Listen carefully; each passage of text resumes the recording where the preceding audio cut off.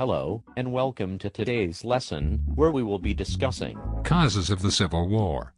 My name is Barack Obama, and I'm here with Abraham Lincoln. Loving the hat and beard, Abe. That is Mr. Lincoln to you, Jr.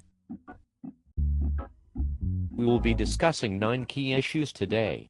These include abolitionism, the Missouri Compromise, Uncle Tom's Cabin, the Compromise of 1850, the Kansas-Nebraska Act, Fugitive Slave Act, the Dred Scott Decision, the Lincoln-Douglas debate, and the election of 1860. Did you know that statue is of me? Stop your bragging, Mr. Lincoln. Let's get started. Tell us about abolitionism. Abolition is the belief that slavery should be banned. If you were an abolitionist, you believed that slaves should be freed, and were most likely vocal about your position. Abolitionists often published books and writing about the banning of slavery. I bet they were really popular back in your time. Heck no. It took a lot of bravery to be an abolitionist during my time. Well, what about the Missouri Compromise? Well, before Missouri became a state, our country had exactly 11 free states and 11 slave states. An addition of one state alone would upset the balance of power. The slavery issue was one our country was trying to keep from starting a war. So instead of upsetting the balance of power, we came to a compromise in the year 1820. How old were you when this was happening? I would have been about 11 years old. Well, you see, we decided to not only admit Missouri as a state, but Maine as well. We decided Missouri would be a slave state, and Maine would be a free state. And that anything south of the Missouri border would be a slave state from there on out. Interesting. Do you know who Harriet Beecher Stowe is? Of course I do, knucklehead. We were friends. Calling me knucklehead hurts my feelings. I'm sorry. That was rude of me. I can't seem to shake this honesty thing. Yeah, I get it. That's why they call you Honest, Abe. Anyways, tell us more about Harriet Beecher Stowe. Harriet Beecher Stowe wrote a book called Uncle Tom's Cabin.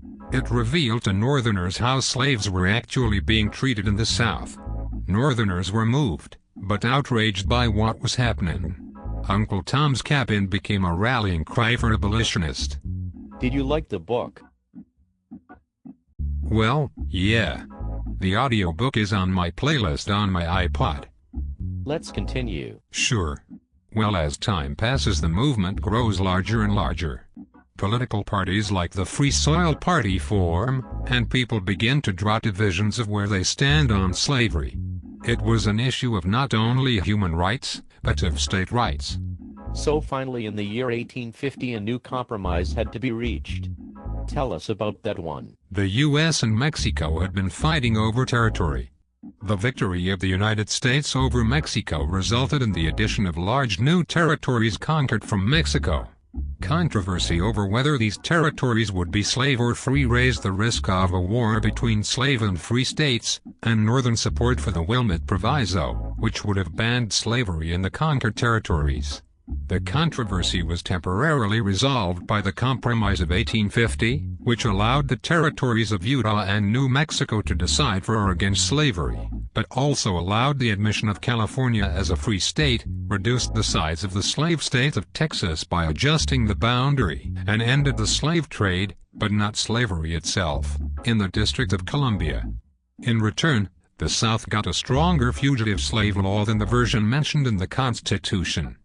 And what about the Fugitive Slave Act? Didn't it play a role in all of this? Yes, sir. The Fugitive Slave Law would reignite controversy over slavery. The Fugitive Slave Law of 1850 required that Northerners assist Southerners in reclaiming fugitive slaves, which many Northerners found to be extremely offensive. But not returning an escaped slave could mean harsh punishment on a citizen. Boy, it sounds like things were really getting bad. They were. But still, with all of this happening, we as a country tried to make slavery work so we didn't have to have a war. But then the Kansas-Nebraska Act happened. It sure did. Most people thought the compromise had ended the territorial issue, but Stephen A. Douglas reopened it in 1854, in the name of democracy. Douglas firmly believed that actual settlers have the right to decide on slavery, not politicians from other states. His bill provided that popular sovereignty should decide all questions pertaining to slavery, thus effectively repealing the Missouri Compromise. The ensuing public reaction against it created a firestorm of protest in the northern states. It was seen as an effort to repeal the Missouri Compromise. Reaction in Kansas became violent as they battled over whether the state would be free or slave. Many people were killed in the fight over the issue, an issue which we now call Bleeding Kansas. So American blood was spilled well before the Civil War ever began? Oh yes. In the decade leading up to the war, things became very nasty. Even congressmen were beating other congressmen. Government officials began to carry guns for protection. I imagine it would become pretty crazy under those circumstances. And still there was more. At the beginning of President Buchanan's term, the Supreme Court decided on a case called the Dred Scott decision. Quite right. The Supreme Court decision of 1857 in Dred Scott v. Sandford added to the controversy. Chief Justice Roger B. Taney's decision said that slaves were so far inferior that they had no rights which the white man was bound to respect, and that slavery could spread into the territories even if the majority of people in the territories were anti-slavery. I warned that the next Dred Scott decision could threaten northern states with slavery. This is all kind of making me sad. It was a very long journey to end slavery. This is where you come in. You debated Stephen Douglas, the same man who helped put together the Kansas-Nebraska Act. You better believe it. It was a series of 7 debates in 1858. The debates were mainly about slavery. Douglas defended his Kansas-Nebraska Act, which replaced the Missouri Compromise. Douglas put me on the defensive by accusing me of being a black Republican abolitionist. Our debate symbolized the stance of the country. 2 figures speaking for 2 groups. However, the Democrats retained control of the Illinois legislature, and Douglas thus retained his seat in the U.S. Senate. At that time, United States senators were elected by the state legislatures, not by popular vote. However, my national profile was greatly raised, paving the way for my election as President of the United States 2 years later. And with your election came the start of everything.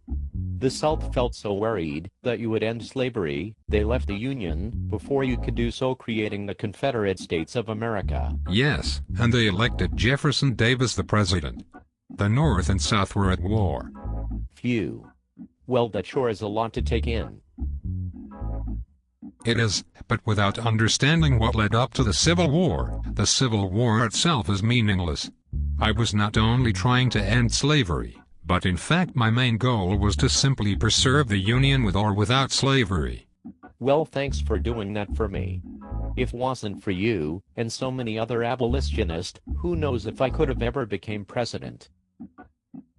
Sure thing, Press. And by the way, you should consider growing yourself a beard and get a cool hat like this. Cool. Want to dance? Heck yes.